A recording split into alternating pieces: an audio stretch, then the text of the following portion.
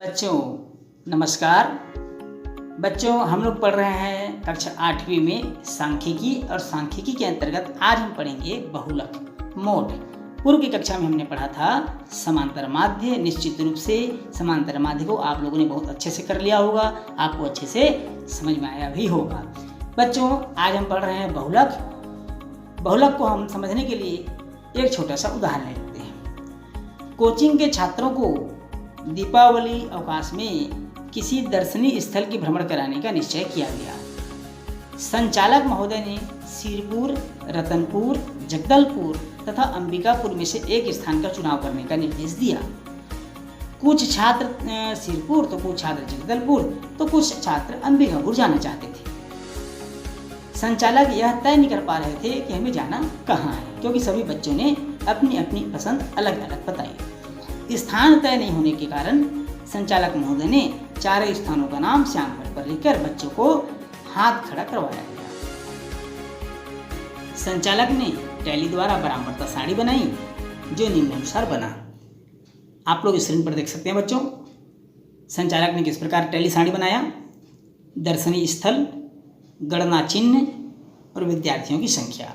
दर्शनीय स्थल में उन्होंने सिरपुर, जगदलपुर, रतनपुर और अंबिकापुर का नाम लिखा। गणना चिन्ह में जो हाथ उठाए थे बच्चों, जिन बच्चों ने हाथ उठाया था उनका यहाँ पर संख्या लिखा, जिसको हम टैली चिन्ह से, गणना चिन्ह से प्रदर्शित किए हैं। उसके बाद विद्यार्थियों की संख्या कितनी थी जो सिरपुर जाना चाहते थे उसको बाजू में लिखा गया। जैसे यहाँ पर सिरपुर जाने वाले विद्यार्थियों की संख्या 7 थी, जगदलपुर जाने वाले विद्यार्थियों की संख्या 13, रतनपुर 5 लोग जाना चाहते थे और अंबिकापुर भी 5 लोग जाना चाहते थे। सारणी बनाने के बाद संचालक महोदय ने कहा कि सर्वाधिक 13 विद्यार्थी हैं जो जगदलपुर जाना चाहते हैं, अतः हमें कहाँ जाना चाहिए? जगदलपुर जाना चाहिए। बच्चों चयन का जो यह आधार है, यह आधार ही बहुलक अर्थात बहुलक कहलाता है, मोड कहलाता है। अर्थात हम ये कह सकते हैं कि बहुलक दिए गए प्रेक्षणों में से वह मान है जो सर्वाधिक बार दोहराया गया हो। इसे संकेत MO द्वारा प्रदर्शित करते हैं। किसको द्वारा प्रदर्शित करते हैं बच्चों? MO। कैसे लिखेंगे MO को? देखते हैं। ये इस प्रकार से लिखेंगे इसे, संकेत MO बहुलक। बहुलक को हम MO अर्थात मोड MO से हम प्रदर्शित करते हैं। जैसे समांतर माध्य को आपने देखा कैपिटल M से प्रदर्शित कर रहे थे, यहाँ बहुलक को हम MO से प्रदर्शित करेंगे। आइए बच्चों हम कुछ प्रश्न करते हैं और बहुलक को समझते हैं। प्रश्न पहला है, एक फुटबॉल टीम के 11 खिलाड़ियों द्वारा पहने गए जूतों के नाप के नंबर निम्नानुसार है या निम्न है? 6, 4, 5, 6, 7, 7, 6, 5, 6, 7 और 8। हमको बहुलक ज्ञात करना है। क्या ज्ञात करना है बच्चों?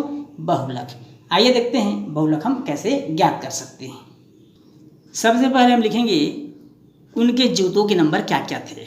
उनके जूतों के नंबर थे 6, 4, 5, 6, 7, 7, 6, 5, 6, 7 और 8। ये उनके जूतों के नंबर थे। हम क्या करेंगे बहुलक याद करने के लिए बच्चों? सबसे पहले इन आंकड़ों को आरोही क्रम में व्यवस्थित करेंगे। आरोही क्रम में भी लिख सकते हैं बच्चों और अवरोही क्रम में भी लिख सकते हैं। आरोही क्रम में लिखने पर अब हम इसको आरोही क्रम में लिखेंगे तो सबसे पहले छोटी संख्या आएगी, बाद में बड़ी संख्या आएगी। अर्थात 4, 5, 5, 6, 6, 6, 6, 7, 7, 7 और 8। इस तरह से हमने उसको आरोही क्रम में व्यवस्थित कर लिया। अब इस क्रम को ध्यान से देखिए बच्चों। यहाँ पर 4 एक बार आया है, 5 2 बार आया है, 6 4 बार आया है, 7 3 बार आया है और 8 1 बार आया है। अब इससे आप अनुमान लगा सकते हैं कि सर्वाधिक 4 बार संख्या 6 आया है। संख्या 6 कितनी बार आया बच्चों? सर्वाधिक 4 बार आया है। अतः हमारा बहुलक क्या होगा बच्चों? 6। हमारा बहुलक क्या होगा? 6। अर्थात जो सर्वाधिक बार आया है वही अभिष्ट बहुलक होगा। चलिए बच्चों अगला प्रश्न देखते हैं। अगला प्रश्न है बच्चों, निम्न बंटन का बहुलक ज्ञात कीजिए। निम्न बंटन का बहुलक ज्ञात कीजिए। बंटन है 5 3 2 2 4 5 3 3 4 3 5 और 3। अब हमको बहुलक ज्ञात करना है। आइए बच्चों देखते हैं बहुलक कैसे ज्ञात करेंगे। सबसे पहले हम उन बंटनों को लिख लेते हैं।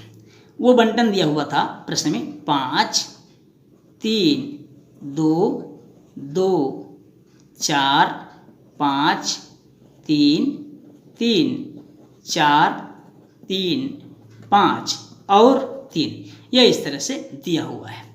अब इन नंबरों को जैसे पूर्व के प्रश्न में हमने हल किया था, सबसे पहले हम लिखेंगे बच्चों आरोही क्रम में, और अवरोही में भी आप लिख सकते हैं। तो आरोही क्रम में लिखने पर, किस क्रम में लिखेंगे बच्चों? आरोही क्रम में। आरोही क्रम में लिखने पर, आरोही क्रम में जब हम लिखेंगे तो छोटी संख्या से शुरू होगी। तो सबसे पहले आएगा 2 2 2 3 3 3 3 3 4 4 5 5 और 5। यहाँ देखेंगे 2 2 2 बार आया है। देखिए प्रश्न में 2 2 2 बार आया हुआ है। 3 5 बार आया है। 1 2 3 4 और ये 5 बार। 4 2 बार आया है बच्चों। 1 2 5 3 बार आया है बच्चों। 1 2 3।